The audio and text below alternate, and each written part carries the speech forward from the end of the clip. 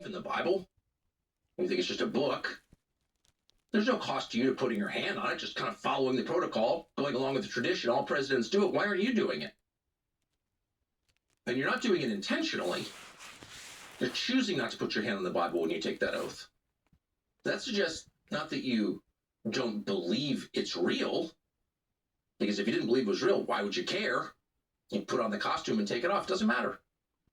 That suggests you know it is real and you're rejecting it intentionally. You know what you're doing and you're doing it anyway.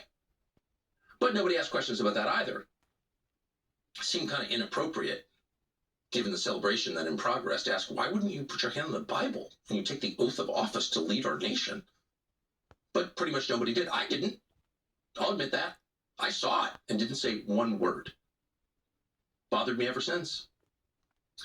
But right around January 4th, it became clear that maybe he didn't put his hand on the Bible because he affirmatively rejects what's inside that book. And what's inside that book are limits on human behavior. Because if there's one theme that spans all 66 books in the Christian Bible, it's that you are not God. And you cannot assume his powers. Because you don't have them. You may convince yourself you have them. You may want them. You may have been promised them. But in the end, they're not yours. And you'll never have them. And you can only destroy yourself and the people around you by pretending that you do.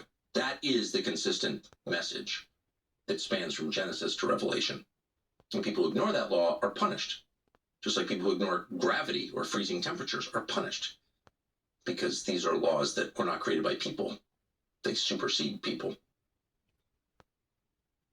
But on January 4th, when the President of the United States told us he was stealing, that our country was stealing something that didn't belong to us, people should have piped up and said something, but they didn't.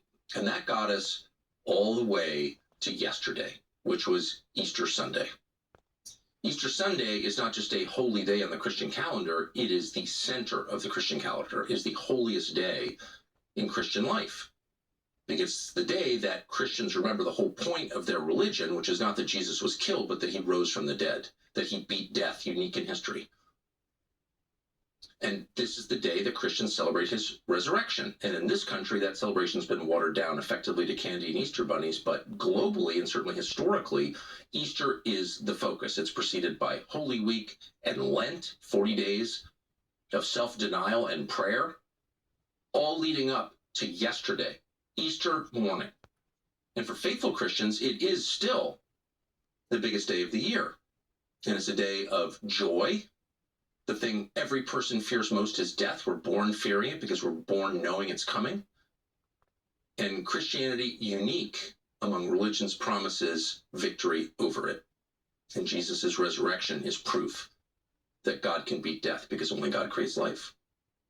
And so the morning of Easter is a uniquely joyful and peaceful moment. And yet that peace yesterday was shattered. That's not an overstatement. It was shattered for many observant Christians by a statement that the President of the United States put out at 8:03 a.m. Eastern time on Easter morning that said this, and we're going to read it in its entirety, not in outrage or self-righteousness, but honestly in horror. Quote, Tuesday will be power plant day and bridge day, all wrapped up in one in Iran. There will be nothing like it. 3 exclamation points.